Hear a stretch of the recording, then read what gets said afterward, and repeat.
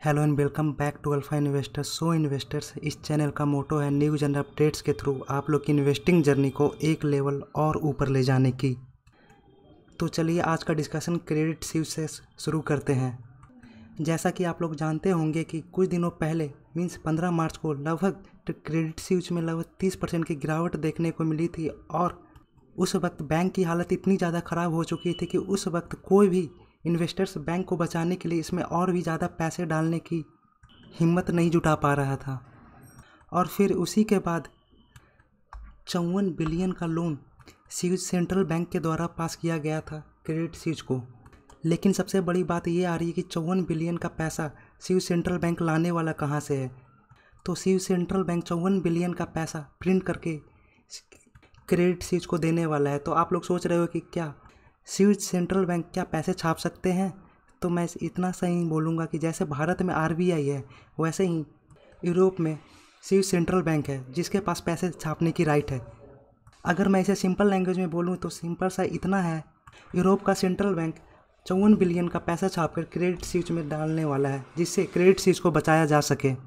और आप लोगों में जो भी लोग इकोनॉमिक्स के पढ़ाई की हो या फिर इकोनॉमिक्स के विद्यार्थी रह चुके होंगे तो उन लोगों को इतना ज़रूर पता होगा कि अगर कोई भी बैंक पैसे छापते हैं तो मार्केट में एक चीज़ और आती है, वो है महंगाई। और करेंट टाइम में बात करें तो यूरोपियन मार्केट में महंगाई से ऑलरेडी कमर टूट चुकी है यूरोप की, लेकिन बैंक को बचाने के लिए 54 बिलियन का और ज़्यादा पैसा प्रिंट करने वाला यूरोपियन मार्केट। अब बात ये आती है क्या इसका इम्पैक्ट इंडियन मार्केट में पड़ने वाला है या फिर नहीं पड़ने वाला है। तो इंडियन मार्केट में इसका इम्पैक्ट बहुत हल्का फुल्का देखने को मिल सकता है, क्योंकि इंडियन मार्केट में इसने लगभग 20,000 करोड़ का इन्वेस्टमेंट कर रखा है, इसने मीन्स क्रेडिट स्विच ने। तो इसका इम्पैक्ट इंडियन मार्केट में थोड़ा बहुत पड़ने ही वाला है। और जैसा कि आप लोग जानते होंगे कि 20,000 करोड़ मीन्स अगर कोई कंपनी के टर्म में वैल्यू करे तो एक स्मॉल कैप मिड कैप के हिसाब से भारत में क्रेडिट स्विच ने इन्वेस्टमेंट कर रखा है। तो आप लोग सिंपली रिलेट करके देख सकते हो कि अगर कोई कंपनी भारत में एक small cap mid cap company के वैल्यू जितना इंडिया में इन्वेस्ट करके रखा है तो इससे बहुत बड़ा इम्पैक्ट इंडिया में नहीं आने वाला है। लेकिन क्रेडिट स्विच की वजह से कुछ और बैंक क्रैश करने लगे तो इसका इम्पैक्ट हो सकता है नियर फ्यूचर में इंडिया में देखने को मिलेगा। अगले स्टॉक की बात करें तो HAL। आज के दिन HAL में लगभग 2.5% की धुआंधार तेज़ी देखने को मिल रही है। और उसी के साथ ही सबसे बड़ी गुड न्यूज़ ये देखने को मिलती है कि 70,500 करोड़ रुपए आर्म फोर्स में डिफेंस मिनिस्टर खर्च करने वाले, जिसका कुछ हिस्सा HAL को भी मिलने वाला है। इस वजह से आज के दिन HAL में लगभग 3% की तेज़ी देखने को मिली है। अडानी इंटरप्राइजेज की बात करें तो आज के दिन अडानी इंटरप्राइज में 1.5% की तेज़ी देखने को मिल रही है। और आज के दिन का जो सबसे बड़ा गुड न्यूज़ अडानी इंटरप्राइजेज को मिल रहा है वो है अडानी ग्रीन और अडानी पोर्ट्स और अडानी ट्रांसमिशन को ASM लिस्ट से बाहर निकाल दिया गया है। आज के दिन ही JP मॉर्गन का एक रिपोर्ट सामने आते हुए देखने को मिल रहा था जिसमें TCS और इन्फोसिस की बात की गई थी। उस रिपोर्ट में जो बातें कही गई थी उसमें TCS और इन्फोसिस दो एक ऐसे स्टॉक IT सेक्टर के हैं जहां पर ये दोनों स्टॉक्स US पे बहुत ज़्यादा डिपेंडेंट देखने को मिल रहे हैं, जिस वजह से नियर फ्यूचर में TCS और इन्फोसिस में ग्रोथ में थोड़ी सी कमी देखने को मिल सकती है, क्योंकि आप लोग ऑलरेडी जानते हो कि यूरोप और अमेरिका में कैसी हालातें चल रही है।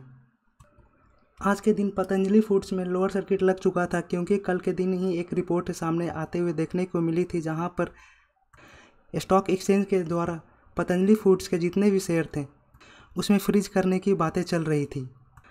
और इसके पीछे की वजह यह है कि अगर कोई भी कंपनी मार्केट में लिस्ट होती है तो एक बेसिक सा रूल होता है कि उस कंपनी को 75% मिनिमम 75% खुद होल्ड कर सकता है, मैक्सिमम 75% खुद होल्ड कर सकता है। और मार्केट में जो पब्लिक के लिए लिस्ट होगी वो है 25%। अगर सिंपल लैंग्वेज में बोलूँ तो सिंपल सा इतना मीनिंग है कि प्रोमोटर्स जो किसी भी कंपनी के हों वो अपना मैक्सिमम होल्डिंग कैपेसिटी रख सकते हैं 75%। अगर वो 75% तक के नीचे नहीं लेकर अपने होल्डिंग्स को लेकर आते हैं तो इसका जो टाइम पीरियड दिया गया है वो है 3 साल। 3 सालों के अंदर कोई भी लिस्टेड कंपनी अपनी होल्डिंग को 75% तक लाना ही होगा, और नहीं लाएंगे तो उसके बाद स्टॉक एक्सचेंज की कार्रवाई चलेगी और उसी कार्रवाई के दौरान पतंजलि फूड्स का स्टॉक फ्रीज कर दिया गया था। बात करें KPIT के तो आज के दिन KPIT में 6.5% की धुआंधार तेज़ी देखने को मिल रही है और इसके पीछे वही पुरानी न्यूज़ सामने आते हुए देखने को मिल रही है कि होंडा ग्रुप के साथ कोलैबोरेशन, जहां पर 2030 तक होंडा ग्रुप के साथ पार्टनरशिप करके दोनों एक दूसरे की मदद करते हुए आगे बढ़ेंगे। मीन्स KPIT होंडा ग्रुप के लिए सॉफ्टवेयर डेवलपमेंट करने वाला है।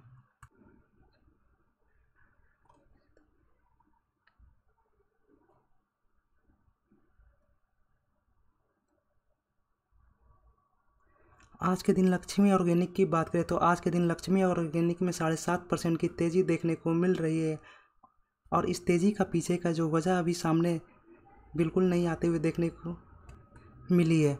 तो चलिए कुछ और डेटा इसके देखते हैं। अगर लक्ष्मी ऑर्गेनिक के म्यूचुअल फंड में होल्डिंग्स की बात करें तो आप लोग क्लियरली देख सकते हो कि जो ब्लू कलर का है वो है होल्डर्स और जो ग्रीन कलर में वो है कि कितने म्यूचुअल फंड्स बाई किए और रेड कलर में सोल्ड है कि कितने म्यूचुअल फंड सोल्ड किए हैं। तो आप लोग ग्राफ में क्लियरली देख सकते हो कि सितंबर 2022 में 4 म्यूचुअल फंड सेल किए, फिर 1 म्यूचुअल फंड सेल किए, फिर 2 म्यूचुअल फंड, फिर दिसंबर में 1 और फाइनली जनवरी में 1 और फरवरी की बात करें तो फरवरी में 1 भी म्यूचुअल फंड ने सेल करते हुए देखने को नहीं मिले हैं। और अगर बाइंग पे फोकस करो तो आप लोग बिल्कुल क्लियरली देख सकते हो कि बाइंग कंटिन्यूअस बढ़ता ही जा रहा है और करेंट टाइम में लगभग 25 म्यूचुअल फंड के होल्डिंग्स में लक्ष्मी ऑर्गेनिक देखने को मिलता है। अगर लक्ष्मी ऑर्गेनिक के प्रॉफिट एंड लॉस पर नज़र डालें तो आप लोग क्लियरली देख सकते हो कि लक्ष्मी ऑर्गेनिक का जो भी प्रॉफिट लॉस जो भी सेल्स है कंटिन्यूअस बेसिस पे बढ़ते हुए देखने को मिलते हैं। जैसा कि मैंने अपनी प्रीवियस वीडियो में बताया था कि कोई भी स्मॉल कैप कंपनी जो स्ट्रगल करते हुए देखने को मिलता है वो है अपने OPM में। तो आप लोग बिल्कुल देख सकते हो इसका OPM में फ्लक्चुएशन देखने को काफ़ी ज़्यादा मिल रहा है और नेट प्रॉफिट में भी काफ़ी ज़्यादा फ्लक्चुएशन देखने को मिलता है। लेकिन एक स्मॉल कैप कंपनी ऐसी ही होती है जहाँ पे फ्लक्चुएशन कुछ ज़्यादा ही देखने को मिलता है, लेकिन उन्हीं फ्लक्चुएशन के बीच में हम लोगों को एक अच्छी कंपनी को खोज कर निकालना होता है। अगर आप क्वार्टर ऑन क्वार्टर देखो तो आप लोगों को क्लियरली दिखाई पड़ेगा फ्लक्चुएशन कितनी ज़्यादा देखने को मिल रही है। एक बार 16 हो जाती है, कभी 20 हो जाती है और मिनिमम आप देखो कि 5% का OPM चला जाता है और इधर आप ध्यान डालो तो 4% तक का OPM अपने पास्ट रिकॉर्ड में दिखा चुका है।